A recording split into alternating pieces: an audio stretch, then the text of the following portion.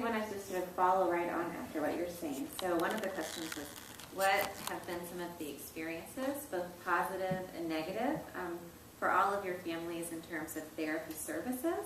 And what would be the important thing for healthcare providers to know? And this question was actually written by a occupational therapy student. So we're thinking about, we know in the audience are future healthcare providers. So what would you say? I remember when Noah was born. He was living in California at the time, and he was in a NICU actually for the first 3 or 4 months of his life. But he got home, and he was only 6 months old. And because of the advocacy of our daughter, really primarily, the physical therapist started to become involved with such little, just very little things. But also what I thought was quite interesting is how the physical therapist immediately became connected with the parents, and also became connected with my wife and I, even though we were visiting, so to speak. So what I would recommend to physicians or therapists that are starting to do this later on is to really listen to the family's priorities. Now, as someone with a medical perspective, you're there to, provide suggestions, right? But also listen to the parents as to what their specific needs are. So for my husband and I, one thing we identified was that we would like our daughter to be able to wash her own hands. We knew that if she could physically reach the sink, that she would be able to wash her hands.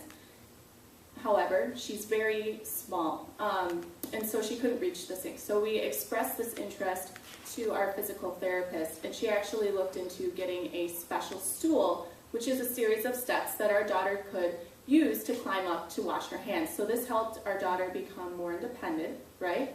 It also saved my husband's and my back after a long day of work from having to lift our daughter up before meals, lift our daughter up after meals, lift her up before bedtime, hold her while she brushes her teeth. Now she can climb to the sink and do all those things herself. So just listening to the family's priorities and trying to find avenues for them to lead their life and help the child become more independent. Any other positive or negative experiences with therapy? I was just, all the therapists that we've had in general have been really great. And I think it's when they have to follow certain rules that things break down, like birth degrees new model, where you get one provider and you have to take a speech therapist and OT or PT to do all of your child's early interventions, just a few consults here and there. Our speech therapist couldn't do Paul's PT, she wasn't trained to do it. And that is kind of the only negative experience that I've had with therapies is when they're trying to do something that's outside of their training. So, but otherwise we've had really good luck.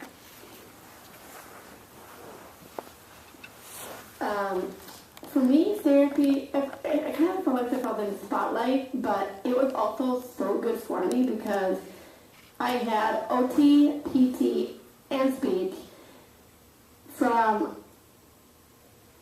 3 months all through elementary school, and it was a very positive experiences for me, and I learned a lot from my OT and PT, and it was positive. Yeah, I mean, she had a lot of people from the Weissman Center, like grad students that would come and help, do research, but they were a blast. They were just cool babysitters.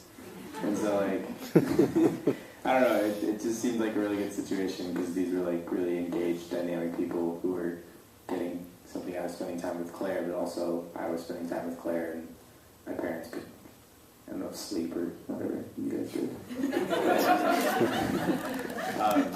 So yeah, I mean, I don't know, it's positive all around, I guess. We established some really good relationships with people coming into the house, long-term relationships. They really did a good job. I really nothing negative at all about our experience with that journey,